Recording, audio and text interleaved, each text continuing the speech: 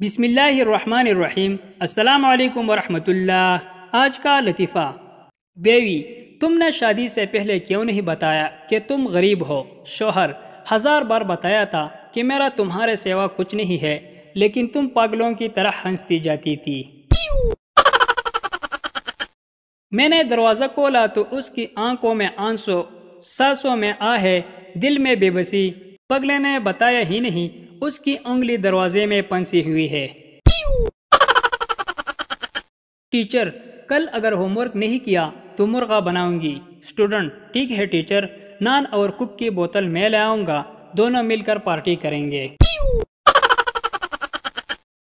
استاد شاگرد سے: تمہاری زندگی میں سب سے زیادہ کس بک نے مدد کی ہے؟ شاگرد: میرے پاپا کی چیک بک نے۔ ایک آدمی درخت سے الٹا لٹکا ہوا تھا۔ کسی نے پوچھا یہ کیا کر رہے ہو؟ آدمی: سر درد کی گولی کھائی تھی، الٹا اس لیے لٹکا ہو گولی کہیں پیٹ میں نہ چلی جائے۔ آدمی نے پرانی موٹر سائیکل کو 10 کی نوٹوں سے سجایا ہوا تھا۔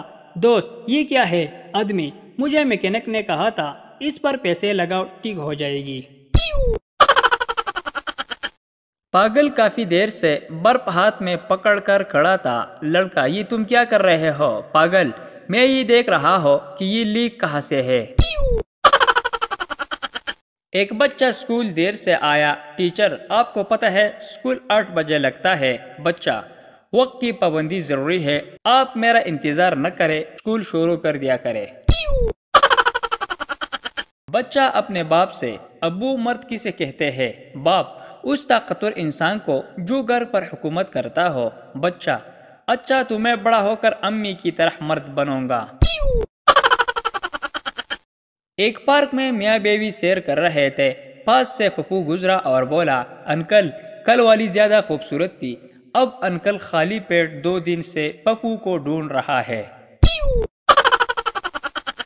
ایک شخص نے اپنے بڑے سے پوچھا: حضرت، مجھے اپنے عیب کا مکمل علم کس طرح ہو سکتا ہے؟ بزرگ نے فرمایا: اپنی بیوی کو اس کا ایک عیب بتا دو، وہ تمہیں تمہارے تمام عیب بما تمہارے خاندان کے تمام افراد کے عیب بتا دے گا۔ لڑکی اپنے نابینا عاشق سے: کاش تمہاری آنکھیں ہوتے تو تم میرے حسن کو دیکھتے۔ لڑکا: اگر تم خوبصورت ہوتے تو آنکھوں والے تمہیں میرے لیے چھوڑتے۔ اندھا ہو پاگل نہیں۔